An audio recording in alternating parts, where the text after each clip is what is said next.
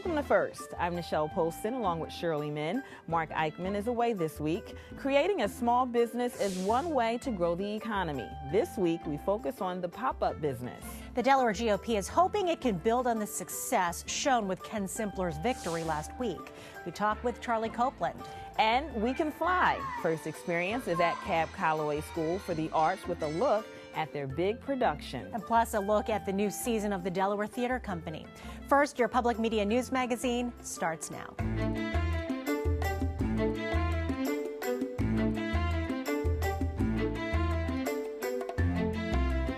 There's some interesting economic news in Delaware this week. Wilmington and Newcastle County officials outlined a blueprint for economic development.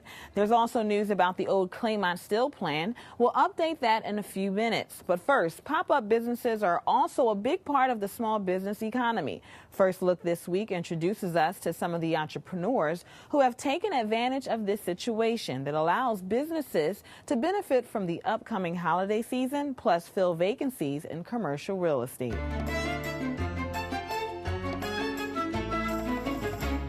And run here for one more. For Amber Shader, it all started with photography. Considered the poster child for Project Pop-Up, a program through the Delaware Economic Development Office that works to fill vacant storefronts with tenants, Shader has made Middletown her business home. It really helps if you're already an established business. Maybe you're making the transition from a home-based business to, a brick and mortar in a town location. It really helps to have that foundation. Shader's Photography Foundation eventually allowed her to cater to her clients even more, with this children's clothing boutique not only helping to dress them for shoots, but setting a good example for the 24 other small businesses that have come through the program. To date, 22 of those pop-ups are still operational. Nevertheless, we would like to continue to invest in the program because it is proving to be a valuable tool to grow small business. Especially thanks to one incentive. According to Diane Laird of the Delaware Economic Development Office, Project Pop-Up offers small business entrepreneurs rent-free space for the first 3 months. However, a lot more goes into the process before getting to that point.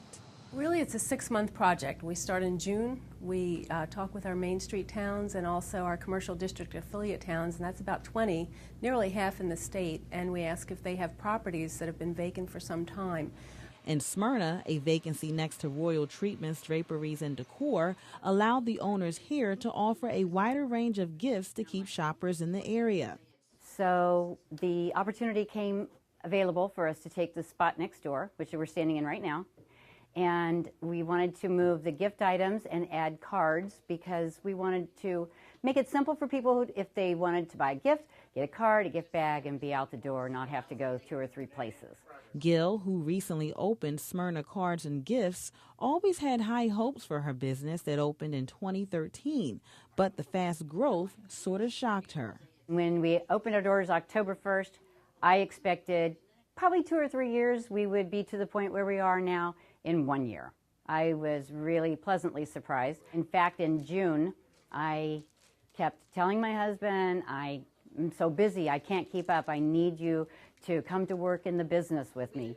So the end of June, he did. Further south in Milford, one of the newest pop-ups is hoping to have that kind of success as well. I consider myself a cake tailor. Patty Cake's Bakery is gearing up to open this month after running a consultation space in Dover that didn't allow baking on the premises. Project Pop-Up seemed to be a perfect fit for Latricia Vicks, who decided not to jump at the opportunity when she first discovered it last year.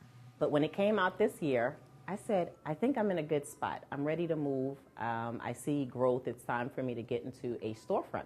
As a result, Patty Cakes is likely to produce a long-term outcome, just like all the other pop-ups where an established customer base is truly key to their success. Oddly enough, we get customers from Pennsylvania all the way to Virginia. We've had clients as far north as North Jersey. We've gotten a lot of requests from New York. So they've shown that they're willing to travel, which is good. We appreciate that. And so we think Milford won't be too much of a stretch. As for Amber Shader, Let me see that smile. she continues to make her mark in Middletown. Right now, I mean, what we're looking at as far as like our strategic kind of 2 to 5 year plan is looking to expand a little bit more online. We have a lot of people that, you know, sometimes can't make it to Middletown and they want to be able to purchase some things. So we're looking at an expansion of that. Wilmington and Milton are just some of the other areas where businesses have popped up in time for the holiday season, creating jobs and bringing a variety of vacant storefronts back to life. In Wilmington, 10 new businesses have opened on the 100 block of 9th Street, but on a short-term basis and in an incubator venue. That's not the case in Milton, though. There were 4 vacancies this year, and 3 are now filled with pop-up businesses. So, Nichelle, outside of Project Pop-Up, what else is the state doing to help small businesses? Well, Shirley, earlier this year, Governor Markell actually signed an executive order that establishes something called the Small Business Focus Program.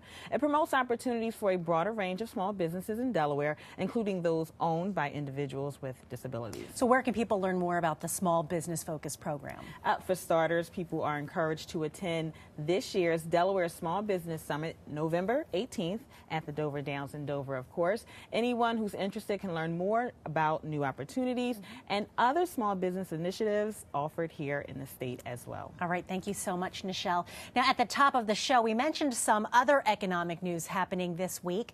Wilmington and Newcastle County officials outlined a 5-year plan they hope will bring a new tone to the way the economy runs in northern Delaware. We're no longer the chemical capital of the world or the banking capital of the world, and we don't build automobile plants.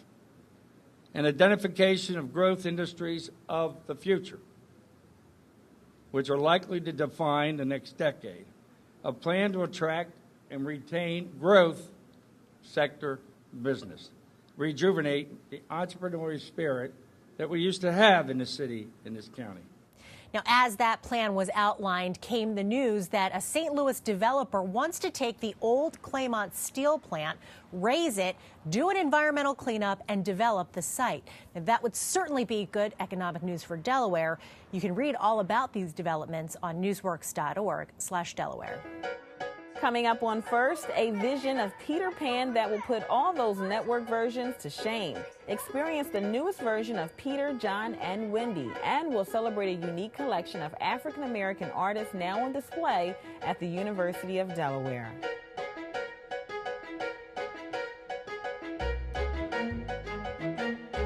Delaware's Republican Party leader, Charlie Copeland, joins us this week as our first person. Charlie, thank you so much for being here. Thank you, Cheryl. Appreciate it. A week after the elections, and the GOP now holds not 1, but 2 statewide offices. We doubled our output. You have 3 more seats in the General Assembly. What do these wins tell you as the party leader? Well, you know, when I took over as chair a little over a year ago, we really did have a plan. I didn't know if the plan was going to work or not, and it required the Democrats to be somewhat helpful on the other side, which they were in spades. But you know, we went out and we said we're gonna look for non-traditional voters. We're gonna compete across the state in every area. We had more African Americans on our ticket than Democrats had on their ticket. We were very aggressive in our messaging about the failures of the economy in Delaware, the failures of our educational system, the violence in the city of Wilmington.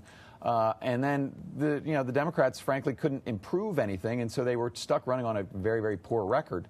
And I think that's what ultimately reflected itself in the election. Now, on election night, you'd said, and I'm going to quote you, "I firmly believe over the next 2 years we are going to move some issues forward, both nationally and in the state of Delaware, and we're going to have some competitive candidates come 2016. I want to touch on 2 points. What issues specifically nationally and here in Delaware were you referring to? I think you will see at the national level. I think you'll see immigration reform. I think you'll see some fixes to the health care law. I don't think you'll see a wholesale elimination of it, but I think there'll be some solid fixes. And I think that as we go into 2016, there will be a clear delineation between what do Republicans think work and how do we move that forward versus what are the Democrats. And in Delaware, I think that will be even more stark because I just don't see where this administration or the mayor of Wilmington or Newcastle County fixes the problems that they've wrought. I mean, they've been in charge for over 2 decades. In the state or in the city of Wilmington for 5 decades. It's kind of hard to blame the Republicans for the woeful state of Delaware. Now we're going to switch gears to the second part of your quote, which was the candidates in 2016. Ken Simpler won the state treasurer's race, and there's already talk about him now running for governor in 2016. You know, I've heard he said no, but has he said an outright no to it? And have you already approached him about it? I don't know that he has said the specific phrase, I am not running for governor in 2016. That being said, it's been very, very close to that. And I'm a firm believer in you never say never, because bizarre things can happen.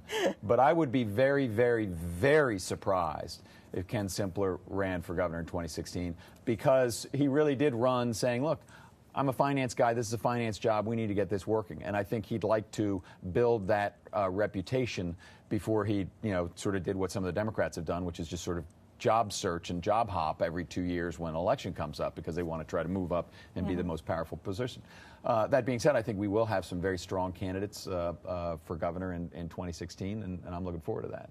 State Senator Colin Bonini announced his intention to run. I've kind of heard Greg Lavelle's name tossed around here or there. Anyone else sort of you're grooming or maybe wanting to approach? Well, I've obviously talked to Senator Bonini, and I know Senator Lavelle very well. I've known him for a long, long time, and he would be an awesome candidate for governor.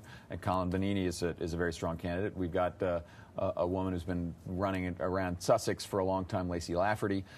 So we'll let that process play out. I do think that there might be one or two others that are thinking about it. But the party's job is to help Republicans get elected, and in a primary, my job is done because a Republican's going to get elected. Beau Biden announced that he was going to forgo re-election in the AG's office to pursue his gubernatorial run in 2016. He's been largely out of the public eye. We did see him on return day, but there's still questions about his health. Do you think he's going to run in 2016? Well, first and foremost, it's nutty to say I'm leaving the second most powerful statewide elected position so that I can run for the most powerful statewide elected position. Nobody in good health does that, because you stay as Attorney General and run as governor from the Attorney General's office, because you can have press conferences all the time when you're putting bad guys in jail, setting policy. So the fact that he is getting out of the Attorney General's office, or has gotten out of it, says to me that he's got some significant recuperation to do. Now, he may be healthy by the time 2016 rolls around, but he clearly has, and at Returns Day he was there, but he didn't stay, and he didn't talk to anybody. So I don't know what his health issues are. I hope they're all behind him, but I think it doesn't make any sense to say, well, I'm gonna unless you're not healthy. Fairly confident, though, that he would be on the 2016 ticket, or you just don't know? I just don't know. I think that it's wrong that we don't know. When Mike Castle had some health issues, he told everybody exactly what it was within days. When Bill Roth had health issues, he told everybody exactly what it was. And I think that now he's no longer a public official. Well, he won't be as of January 6th. But at some point, he's going to face the voters, and the voters have a right to know the health of and what the issues were. Here's a young man, he's in his mid-40s, who's had a stroke and clearly some sort of tumor in his brain. I think it's, to an extent, I think it's sad and that he's so driven, or his family is so driven, to put his health at such risk for, Governor of Delaware. Okay, fine, but 100 years from now, I don't remember who the governor of Delaware was 100 years ago. So what are you really doing it for? Okay, well, we're going to end it there. Charlie Copeland, chair of Delaware's GOP, thank you so much for your time. This interview can be found online at newsworks.org/Delaware. You can also watch our first-person interview online at WHYY.org/first. View this show and all of our shows anytime you want. Check it out.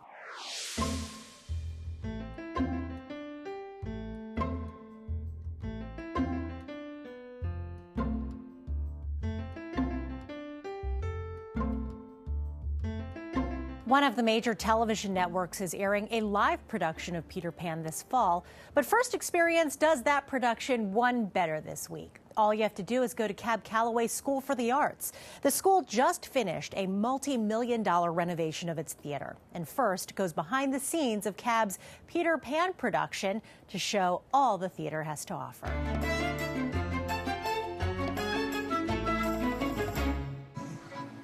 Think lovely thoughts, hopscotch, candy, picnics, summer, candy, flowers, sailing, candy. Lovelier thoughts, Michael. Christmas! I'm totally excited because the theater's gorgeous. In the old theater, the lights would, if you turn them up all the way, they would start to blink. There was one performance we did, and the lights actually blew during the show.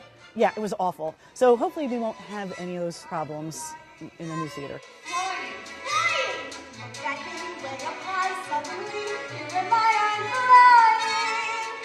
The crowning moment of the construction was certainly this theater. It was something that the students here certainly needed as part of their education and their training in the performing arts. And it was a complete renovation. We had everything, the building was gutted down, even the concrete floor was removed, so that every seat in this house is an outstanding seat to be able to see the theater and the stage and your kids up on stage. We have both middle school and high school kids in the show, and we have actually teachers in the show too. So I wanted to get as much of the community involved in the show as possible to celebrate the first show in the new theater. We put a lot of thought into the types of technologies that were used. Light and sound is state of the art and has all of the things that students and even professional artists would need nowadays. We have this gorgeous new sound system, gorgeous lights. We've just bumped everything up. Now everybody's used to us doing great shows, and they're like, oh, it's such a shame you don't have the theater to back the way that the shows are. So now we have that. So we've always been putting on really good productions. It's now that the theater itself has stepped up.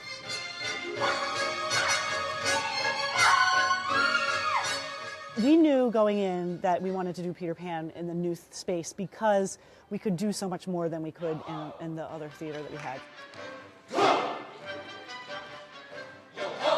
It's a really big honor doing it in a new space because it's brand new theater, first show. I'm part of the first cast that's playing in the space. And it's something that hopefully people 10 years from now remember, the first show in the new theater was Peter Pan and everything about it was really, really great. To cook a cake quite large and fill each layer in between. It is a dream come true. For years, we've been in a space with dusty chairs, broken seats, a really messed up, crooked stage. So it's new, but it's definitely interesting. I am so excited because it's one of those things where we were in middle school and we heard there was going to be a new theater and we all thought, no, it's not going to happen. It's a validation that this school has a theater and it's fantastic and we have extremely talented kids to put on performances in the space. I am so excited and ready for this theater to open with a show. Yeah. The School of the Arts should certainly have an outstanding theater, and this was far from an outstanding theater until the renovations. It was well worth the wait. I can't wait to see everyone's faces when they come in and they see how gorgeous it looks. And the show is going to be amazing with the new lights around the proscenium, the sound system. It's going to be a different experience for them. They're going to love it.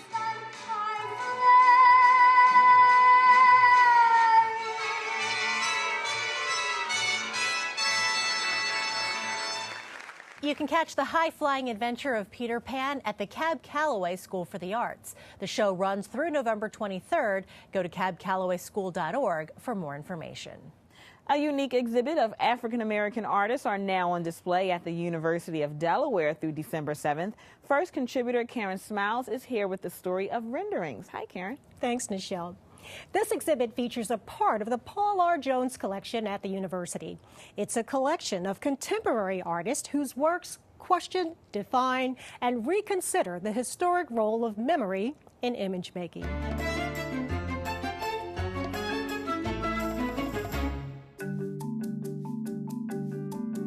This space is the home of a growing collection of African American and African diasporic arts. And all of our programming is geared towards educating around not only African American and African diasporic arts, but history and culture. Renderings, New Narratives, and Reinterpretations is an exhibition of selected prints from the Brandywine Workshop in Philadelphia.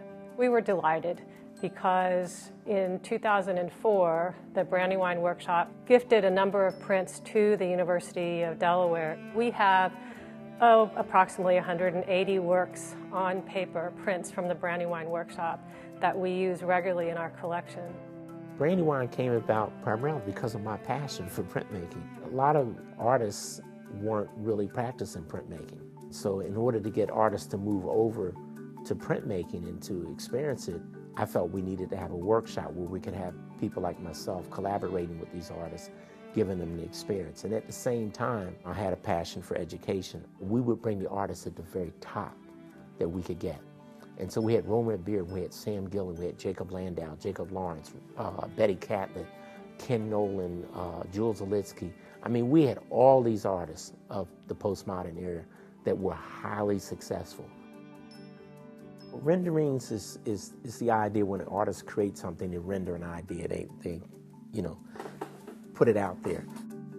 New narratives and reinterpretations is built on the fact that a lot of artists from the African diaspora, this would be African descent from the Caribbean, Africa, and African Americans, are dealing with memory.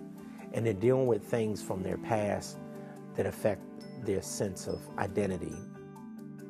There's a common thread of the history and heritage, but even that history needs to be reinterpreted based upon the new information that we now have. So what artists do, they look at archives, they look at family albums, they look at magazines from years ago, they look at the material that's out there, and sometimes they appropriate it for their art. Like Hank Willis Thomas is in that show. Hank shows a flyer or posting for a sales. It's titled To Be Sold. And that's a slave auction. It shows two silhouettes of slaves. He's replaced those silhouettes with the silhouette of Michael Jackson and Michael Jordan. He contemporized it. We're also able to teach multiple histories through this particular exhibition, whether it's about race and gender in the U.S., whether it's about colonialism or imperialism. There are multiple trajectories in world history and American history that these works offer us and our students. We're looking at Hagar's Dress, which is a print by Janet Taylor Pickett. Immediately, you'll see this sort of repeated image, which is familiar to many people as an image of an overhead view of sort of how to pack a slave ship.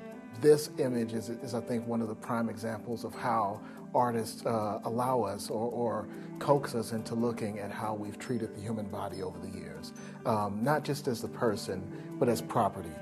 As object, as the human animal, if you will. So this is really a great piece to begin or end an experience in the galleries with through a discussion. I want people to come and realize that the story of African Americans or people from the diaspora is not very different from anybody else. They have families, they love, they have tragedy, there's migration, but it's not really about black people, it's about people. Now, as Alan Edmonds mentioned in the piece, education is a very large part of Brandywine's founding mission and continues to be today. So when the exhibit leaves Delaware, it will be traveling to several other colleges and universities across the country. You know, Karen, the exhibit definitely seems like the perfect fit for a college setting. You're absolutely right, because the purpose of the exhibit is to encourage thought and discussion on issues surrounding cultural and racial diversity. And one of the things that the folks at the museum shared with me is how that conversation differs based on who is taking part in the conversation. Okay, well, thanks, Karen. We like to note that Karen is also a part of the team who produced Friday Arts. You can watch that program Fridays at 8:30 on WHYY-TV. And since we have you here on set, Karen, what else are you working on? Well, in December, I'm working on a segment on the Choral Arts Society of Philadelphia, and they're a fantastic choral group. Just one of the many fantastic choral groups in Philadelphia. And we had the opportunity to visit them while they were rehearsing for their Bach Festival. So it promises to be a lot of really pretty music. Sounds fun. We'll be sure to watch. And since we have an arts and culture theme going on here, let's turn back to the theater. For that, we're going to call on our video partner, Content Delaware. They take us behind the scenes at the Delaware Theater Company.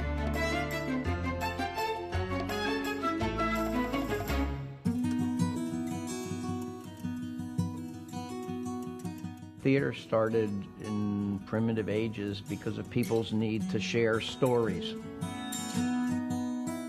It's about the sharing of stories and the human experience and helping us all understand that we're all part of one humanity. We all have those same experiences, those same feelings, those same stresses, those same pressures, and how watching other people deal with them and having that connection with those people dealing with them, I think is therapeutic.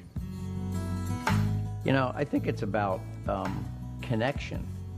We as human beings, you know, part of our humanity is trying to connect with other people, and there's really no other media or entertainment form that gives you that live connection where you come into a room, the lights go out, everything gets quiet, you've been told to please shut your cell phones off and do absolutely no texting.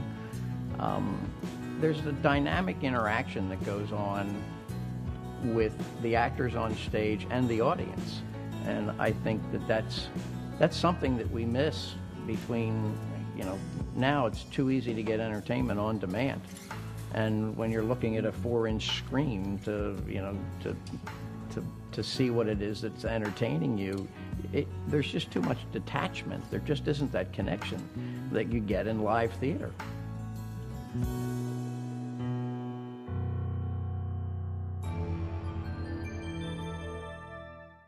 The current production now underway at the Delaware Theater Company is Rest in Pieces. It plays now through November 23rd.